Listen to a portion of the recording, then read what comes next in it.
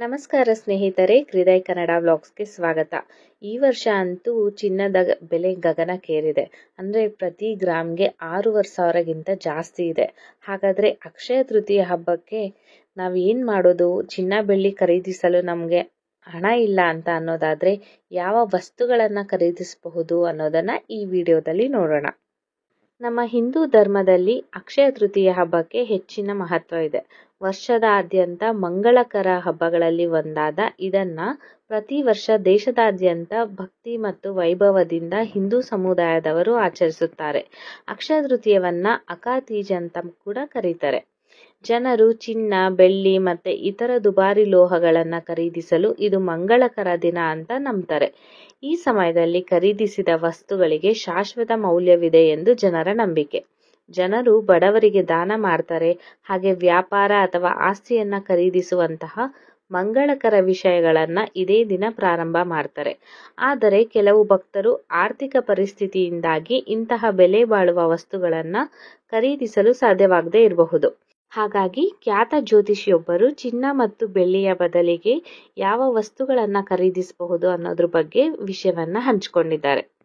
ಈ ವರ್ಷ ಅಕ್ಷಯ ತೃತೀಯವನ್ನ ಮೇ 10ರಂದು ಆಚರಿಸಲಾಗುತ್ತಿದೆ.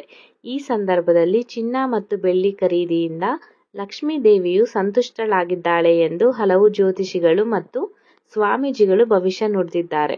ಆದರೆ ಇದು ಹಣದುಬ್ಬರದ ಸಮಯವಾದ್ದರಿಂದ ಎಲ್ಲರೂ ಚಿನ್ನವನ್ನ ಖರೀದಿಸಲು ಸಾಧ್ಯ ಇಲ್ಲ.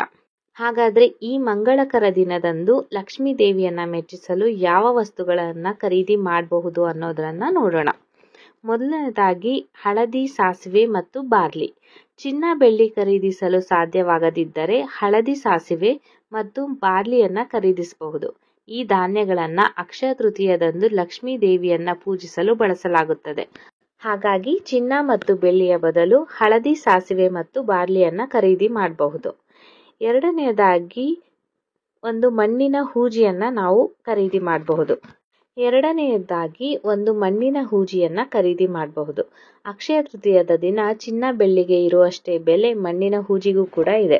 ಈ ದಿನ ನಮ್ಮ ಮನೆಯಲ್ಲಿ ಮಣ್ಣಿನ ಹೂಜಿಯನ್ನ ಖರೀದಿಸುವುದರಿಂದ ಲಕ್ಷ್ಮೀ ದೇವಿಯನ್ನ ಮೆಚ್ಚಿಸಬಹುದಾಗಿದೆ.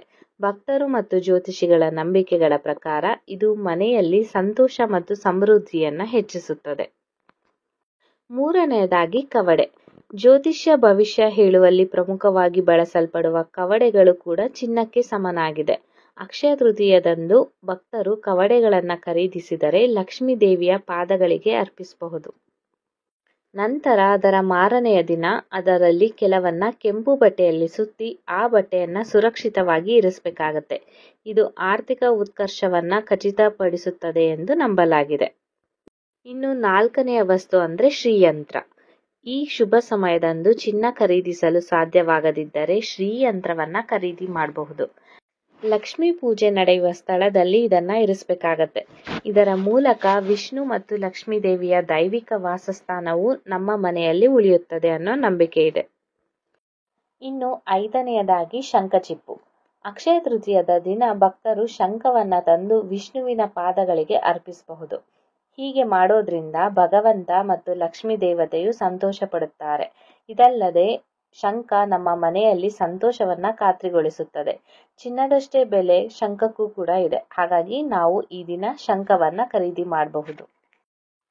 ಸೊ ನೋಡಿದ್ರಲ್ಲ ಫ್ರೆಂಡ್ಸ್, ಅಕ್ಷಯ ತೃತೀಯದ ದಿನ ನಮ್ಮ ಹತ್ರ ದುಡ್ಡಿಲ್ಲ ಚಿನ್ನವನ್ನ ಖರೀದಿ ಮಾಡೋಕೆ ಅಂತ ಚಿಂತೆ ಮಾಡೋದನ್ನ ಬಿಟ್ಟು ಈ ವಸ್ತುಗಳನ್ನ ಖರೀದಿ ಮಾಡಿ ಲಕ್ಷ್ಮೀ ದೇವಿಯನ್ನ ಸಂತೋಷಗೊಳಿಸೋಣ.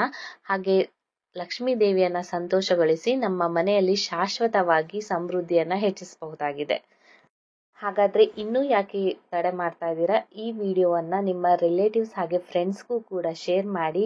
ಹಾಗೆ ನಿಮ್ಮ ಅನಿಸಿಕೆ ಅಭಿಪ್ರಾಯಗಳನ್ನ ಕಮೆಂಟ್ ಬಾಕ್ಸ್ ಮೂಲಕ ತಿಳಿಸ್ಕೊಡಿ. ಹಾಗೆ ಈ ವಿಡಿಯೋಗೆ ಒಂದು ಲೈಕ್ ಕೊಟ್ಟು ನಮ್ಮ ಚಾನೆಲ್ಗೆ ಸಬ್ಸ್ಕ್ರೈಬ್ ಮಾಡೋದನ್ನ ಮರಿಬೇಡಿ. ಸಬ್ಸ್ಕ್ರೈಬ್ ಬಟನ್ ಪಕ್ಕದಲ್ಲೇ ಬೆಲ್ ನೋಟಿಫಿಕೇಶನ್ ಐಕಾನ್ ಕೂಡ ಇರುತ್ತೆ. ಅದನ್ನ ಪ್ರೆಸ್ ಮಾಡೋದ್ರಿಂದ ನಾನು ಹಾಕುವಂಥ ವಿಡಿಯೋಗಳು ನಿಮಗೆ ನೋಟಿಫಿಕೇಶನ್ ಮೂಲಕ ತಲುಪುತ್ತೆ. ಈ ವಿಡಿಯೋ ನಿಮಗೆ ಇಷ್ಟ ಆಯಿತು ಅಂತ ಭಾವಿಸಿದ್ದೀನಿ. ಈ ವಿಡಿಯೋನ ಕೊನೆ ತನಕ ನೋಡಿದ್ದಕ್ಕೆ ನಿಮ್ಗೆಲ್ಲರಿಗೂ ತುಂಬ ಧನ್ಯವಾದಗಳನ್ನು ತಿಳಿಸ್ತಾ ನಾನು ಈ ವಿಡಿಯೋವನ್ನು ಮುಗಿಸ್ತಾ ಇದ್ದೀನಿ. ನಾನು ಮತ್ತೆ ಮುಂದಿನ ವಿಡಿಯೋದಲ್ಲಿ ಹೊಸ ಮಾಹಿತಿಯನ್ನು ನಿಮ್ಮ ಮುಂದೆ ಹಂಚ್ಕೊಳ್ತೀನಿ. ಅಲ್ಲಿವರೆಗೂ ನಮಸ್ಕಾರ.